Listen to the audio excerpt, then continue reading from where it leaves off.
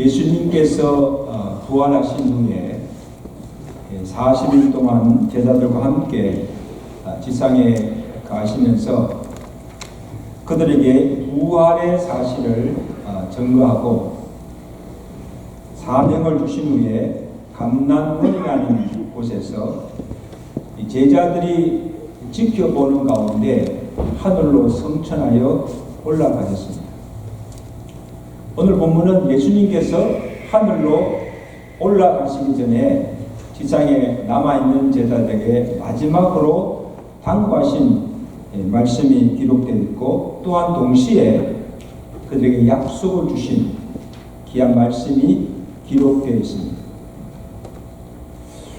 어떻게 보면 이제까지 예수님께서 제자들에게 하신 말씀과 가르침 중에 가장 예수님의 간절한 마음의 소원이 담겨있는 유언적인 말씀이라고 할 수가 있습니다. 예수님께서 무슨 말씀을 제자들에게 부탁하고 있습니까? 자, 우리 4절 말씀, 우리 다 같이 보십니다. 4절 말씀. 사도와 함께 모이사 그들에게 분부하여 이르시되 예루살렘을 떠나지 말고 내게서 들은 바 아버지께서 약속하신 것을 기다리라, 이렇게 명령하십니다. 여러분, 예수님의 제자들이 예수님께서 십자가에 달리신 것을 보고 죽으시자 뿔뿔이 다 흩어졌습니다.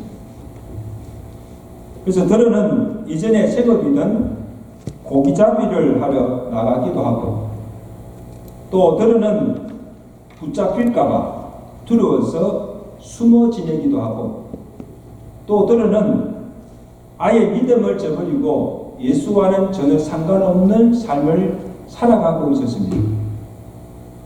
그런데 예수님을 떠났던 이 제자들이 예수님이 다시 부활하심으로 다 같이 또 예루살렘에 모이게 된 것입니다.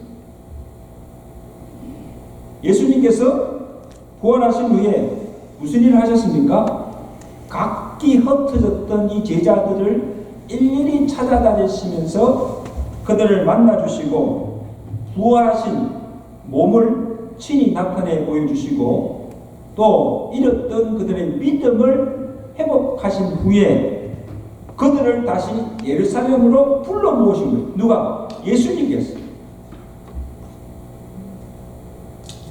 그래서 이 가룟 유다를 제외한 11제자들, 모든 제자들이 깨어진 신뢰와 믿음과 사랑을 회복한 후에 다시 예수님의 제자로 세움을 받고 이제 한 마음이 되어서 함께 예루살렘에 모인 겁니다. 그때 부활한 주님께서 그들과 함께 하신 거예요. 그래서 제자들에게 말씀입니다.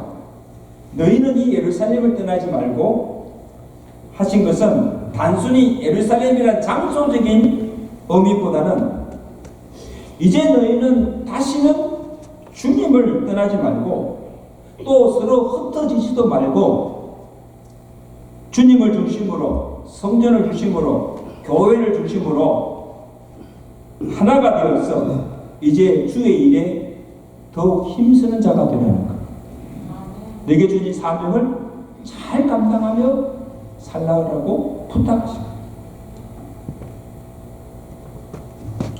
영적 의미가 거기 담겨있는 거예요.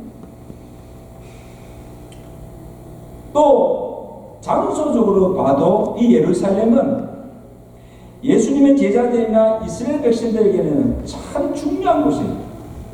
영적 고향과 같은 거예요.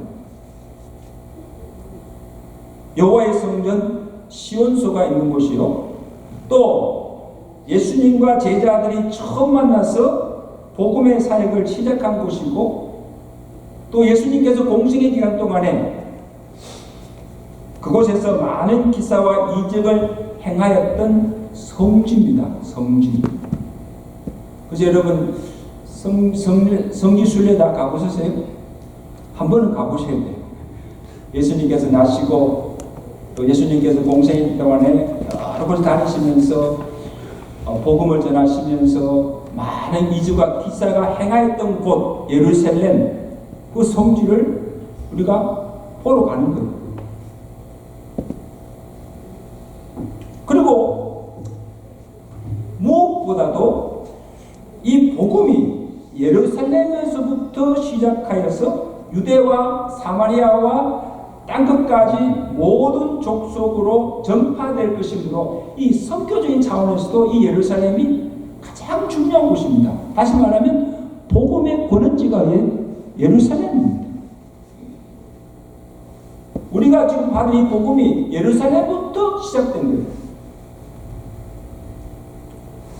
그래서 누가가 예수님 부활하신 후에 기록하기를 24장 46절에 그리스도가 고난을 받고 제3일에 죽은 자 가운데서 살아날 것과 또 그의 이름으로 죄사함을 받게 하는 회개가 예루살렘으로부터 시작하여서 모든 족속에게로 전파될 것이라 기록되었을 때 너희는 이 모든 일의 증인이라 그렇게 기록합니다. 무슨 일의 증인입니까? 예수 그리스도의 죽으심과 십자가와 부활의 증인입니다. 예루살렘에서부터 시작되고 복음이 시작되고 유대와 사마리아로 전거될 것이며 그래서 그 복음을 듣는 자마다 유대인이든 이방인이든 다 구원을 얻게 될 것이라. 그러므로 너희는 이 예루살렘을 떠나지 말고 이 예루살렘부터 복음의 사역을 시작하는 거예요. 그런 의미에서 예루살렘을 떠나지 말라. 여기가 복음의 권원지입니다. 또 하나의 이유는 자 이제 예수님께서 하늘로 승천하신 후에 내가 가서 오순절에 성령을 보내줄 것이니 너희는 그 성령을 받은 후에 나가라. 자 5절 보십시오. 자 5절 말씀 주님 말씀입니다. 요한은 물로 세례를 베풀었으나 너희는 몇 날이 못되어 이 몇 날이면 오순절이죠. 몇 날이 못되어 성령으로 세례를 받으리라 하셨네요. 자 이런 보세요. 세례요한이 예수님보다 먼저 와서 광야에서 외친 복음이 뭡니까? 회개하라 천국이 가까웠다. 광야에서 모든 유대인들에게 이 회개의 복음을 전파해요. 그래서 요한의 전한 이 복음을 듣고 죄를 회개하러 나온 자들에게 요한이 요단강에서 물세례를 베풀었습니다. 그래서 이 물세례는 내가 회개한 증거로 받는 것이 물세례입니다. 증표로 받는 것이 세례입니다. 그러나 요한이 물로 세례를 베풀면서 증거하기를 요한복음 1장 35절에 보면 내가 와서 물로 세례를 베푸는 것은 그를 예수를 이스라엘에게서 나타내려 하십니다. 나를 보내어 물로 세례를 베풀라 하신 그 이가 나에게 말씀하시되 성령이 내려서 누구에게든지 머무르는 것을 보거든 그가 곧 성령으로 세례를 베푸시는 줄 너희는 알지어다. 여러분 예수님께서 요단강에서 세례요한에게 물세례를 받으셨잖아요. 물세례를 받을 때 어떤 일이 났습니까? 하늘이 열려서 그 예수님의 머리에 그 성령이 그 위에 머무는 것을 보게 됩니다. 그리고는 음성이 들려서 이는 내가 사랑하는 아들이요 기뻐하신 자라. 하나님의 음성이 들리게 됩니다. 그 세례요한이 지금 사람들에게 물로 세례를 베풀지만 이후에 예수님이 오셔서 각 사람이 성령으로 세례받을 것임을 증거한 것입니다. 요한이 증거합니다. 여러분 한번 생각해 보세요. 예수님의 제자들은 3년 동안 예수님으로부터 말씀의 가르침을 받았습니다. 요즘 말하면 쉽게 말하면 제자 훈련을 직접 예수님께 몇 년 동안? 3년 동안 훈련을 받은 거예요. 굉장하지 않습니까? 그리고 예수님을 따라다니면서 예수님이 가는 곳마다 복음을 전파하시고 또 많은 이적과 기사를 행하는 것을 직접 눈으로 보고 경험한 자들입니다.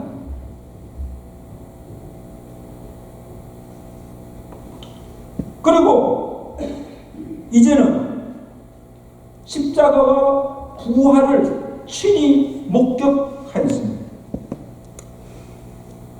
그리고 예수님으로부터 이제 마지막 사명까지 받았습니다.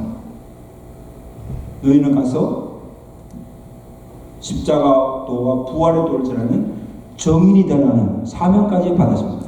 여러분, 그럼 다 된 것이 아닙니까? 다 준비되지 않습니까? 그냥 나가서 복음 전하고 주일하면 되지 않습니까?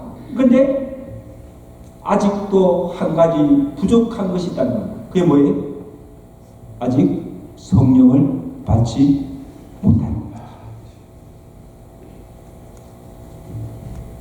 그러므로 너희는 이 예루살렘을 떠나지 말고 약속하신 성령의 오기를 기다리고 그 성령의 충만을 받고 성령의 능력을 입힐 때까지 떠나지 말고 성령을 받아라. 성령을 받아야 너희가 주를 그리스도라 믿을 수 있고 성령 받아야 너희가 받은 이 복음의 사명을 감당할 수가 있다. 성령 받지 않고 아무 일도 행할 수가 없다. 여러분, 사도 바울이 사도행전 19장에 보면 에베소에 가서 에베소 사람들에게 제일 먼저 물은 질문이 뭔가 하면 너희가 믿을 때에 성령을 받았느냐는 답시다. 너희가 믿을 때에 성령 받았느냐? 근데 에베소 교회 성도들이 어떻게 반응합니까? 아니요.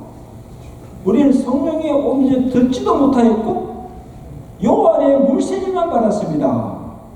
그렇게 대답합니다. 그때 사도 바울이 그 에베소 사람들에게 복음을 전하고 그 다음에 안수합니다. 안수하였을 때 어떤 일입니까?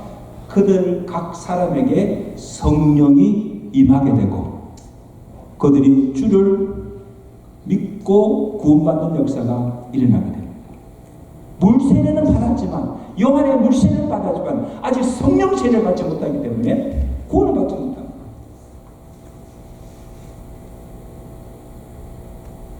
제가 물어봅니다. 여러분 믿을 때 성령 다 받았습니까? 대답입니다. 성령 받았어요? 여러분 다 받았어요. 이거 언제 성령 받았지? 받았어요. 어떻게 할 수 있는가? 우리가 성령 받지 아니하고서는 우리가 예수를 믿을 수도 없고 주를 주시라 부를 수도 없고 고린도서 12장 3절이죠. 성령으로 아니고서는 누구든지 예수를 주시라 할 수가 없느니라. 로마서 8장 15절에는 너희는 다시 무수하는 종의 영을 받지 아니하고 양자의 영, 아들의 영을 받았으니 아바, 아버지라 부르짖으니. 믿으시면 아멘. 여러분 우리가 예수를 주여라고 부를 수 있고 하나님 아버지라고 부를 수 있다는 것은 우리가 믿을 때 성령 받은 증거라는 거예요. 성령 받지 않고서는 절대로 주를 부를 수 없고 하나님을 아버지라 부를 수 없어요. 여러분 밖에 나가서 예수 믿지 않는 사람들에게 하나님 아버지라고 부르라 했어요. 죽었다 깨어나도 하나님 아버지라 부를 수가 없어요. 성령 받지 않고 믿지 않고 내가 주여 아버지 부르셨다는 것은 내가 믿음으로 믿을 때 성령 받은 줄로 믿습니다. 다 받았어요. 성령이 임하게 되면 우리가 주를 믿을 수 있을 뿐 아니고 또한 권능을 받는다는 거예요. 권능. 여러분 우리가 예수를 그냥 믿는 것으로 교회를 다닌 것으로 복음을 나가서 증거할 수도 없고 또 주의 일을 제대로 감당할 수가 없습니다. 성령 세례와 함께 성령의 충만과 성령의 능력을 받아야 됩니다. 그래서 이 성령 세례와 성령 충만이 다릅니다. 여러분, 성령 세례는 믿을 때 단 한 번 일어나는 사건이에요. 성령 세례가 임함으로 우리가 주를 믿을 수가 있습니다. 아멘. 그리고 성령 세례 받은 자가 구할 것이 뭔가? 성령 충만입니다. 그 성령이 계속하여서 우리에게 충만하게 임하여야 성령의 능력이 임하게 되는 줄로 믿습니다. 이게 성령 충만이에요. 성령 충만.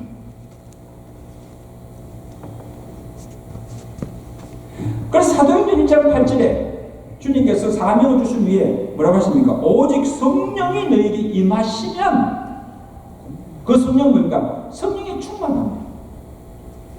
너희가 권능을 받고 예루살렘과 온 유대와 사마리아와 딴 데까지 이르러 내 증인이 되리라 말씀하십니다.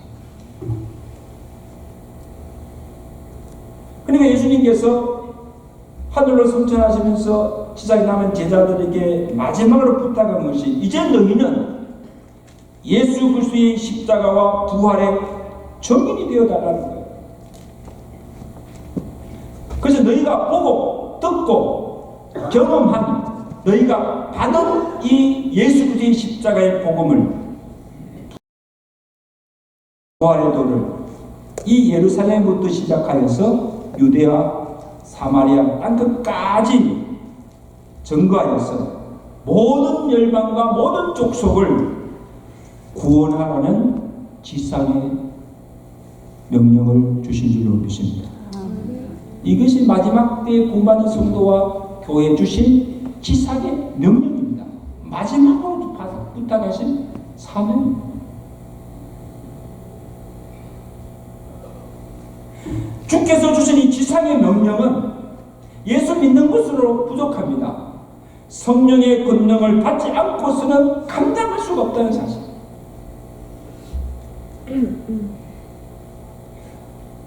여러분 어떻습니까? 이 세상의 일은 성령 능력 없어도, 하나님 은혜 없어도 내가 배운 지식이나 내가 경험한 것, 또 내가 가진 기술, 능력으로 모든 것을 이룰 수가 있어요.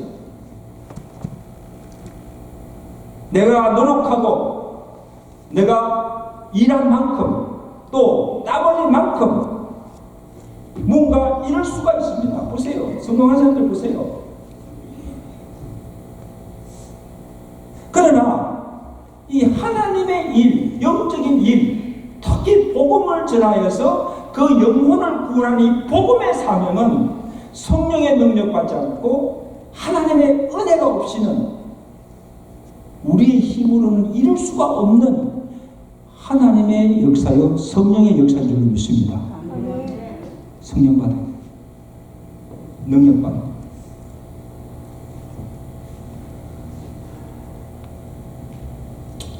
여러분, 우리가 그리스도의 성도로서, 특히 하나님의 일을 하는 하나님의 사역자들로서 갈등과 고민이 뭐예요?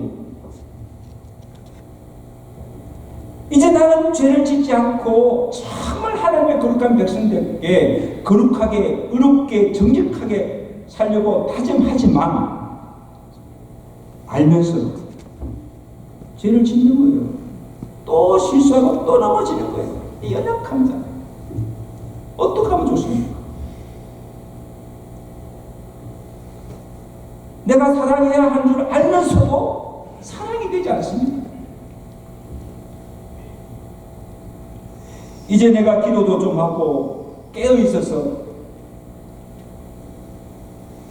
기도해야 되는데 기도가 되지 않아요. 기도가 나오지 않아요. 어떻게 하면 좋습니까? 말씀을 듣습니다. 말씀의 은혜도 받습니다. 아멘 아멘 합니다. 자, 이제 내가 나가서 이 말씀대로 살아야겠지 하고 다짐하고 다짐하지만 내 뜻대로, 내 의지대로 사라지지 않습니다.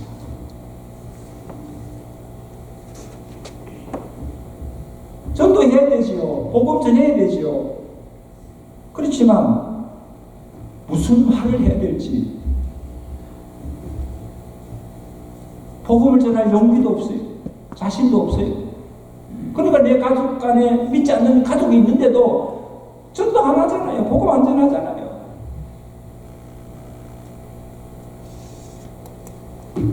내 의지가 약해서 내 믿음이 없어서이기도 하지만 아직도 성령의 충만함과 권능을 받지 못하게 됩니다.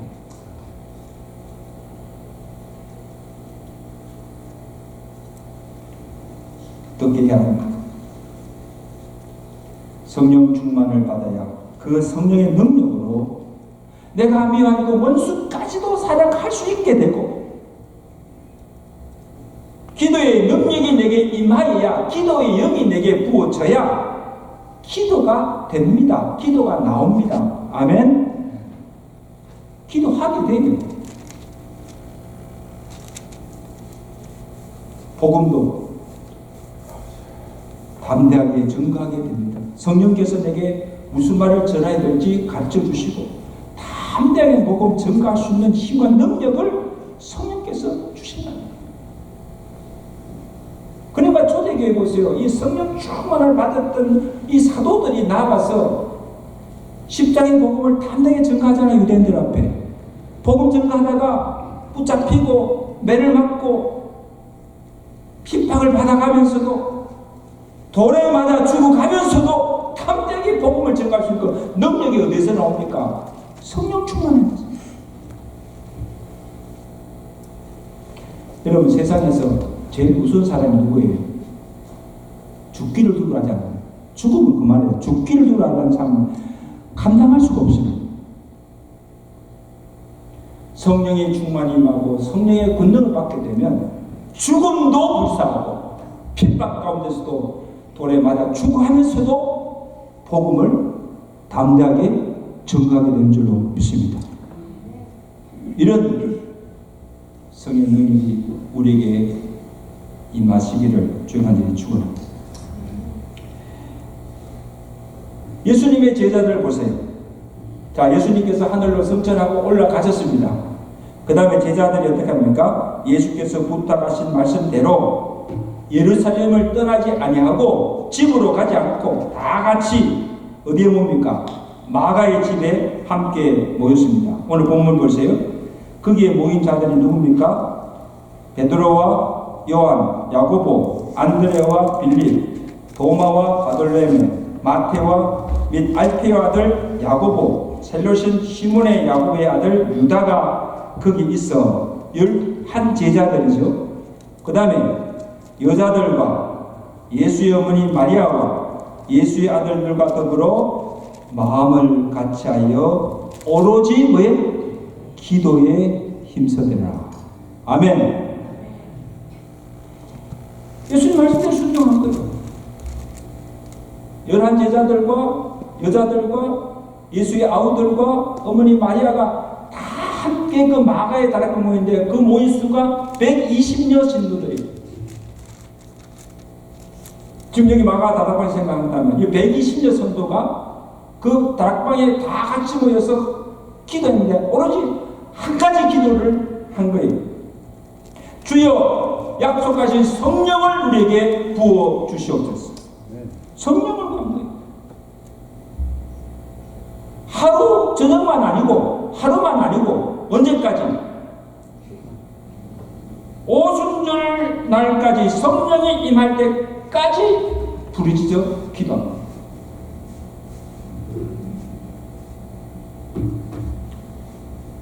간절히 기도하였더니 약속대로 오순절날에 그들 무리 가운데 성령이 충만하게 임하게 된 줄로 믿습니다.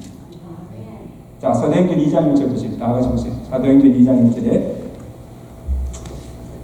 오순절날이 이름에 그들이 120여 신도들이 다 같이 마가의 다락방 한 곳에 모였더니 홀련히 하늘로부터 급하고 강한 바람 같은 소리가 있어 그들이 앉은 온 집에 가득하여 마치 불의 혀처럼 갈라지는 것들이 그들에게 보여 각 사람 위에 하나씩 임하여 있더니 그들이 다 성령의 충만을 받고 성령이 말하게 하심을 따라 말하기를 시작하니라. 아멘. 할렐루야. 아멘. 그러니까 거기에 모인 모든 무리들에게 각 사람에게 비둘기 같은 바람 같은 불 같은 성령이 충만하게 임한 모든 사람들이 다 성령 받은 거예요.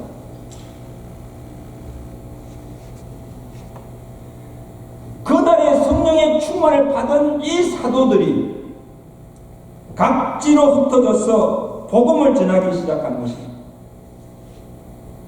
그때 사도들이 전한 복음을 듣고 유대인들이 회개하고 주를 믿고 주께로 돌아온 역사가 일어나게 되고 초대 예루살렘 교회가 세워지게 됩니다. 그 다음에 예루살렘의 교회가 파송한 바울과 사도로 인하여서 이방인들에게 복음이 전거되고 이방인들이 구원받고 이방인 교회들이 곳곳에 세워지게 됩니다. 구원받은 자의 수가 날마다 다해지므로 날로 교회가 부흥의 역사가 일어나게 된 줄로 믿습니다.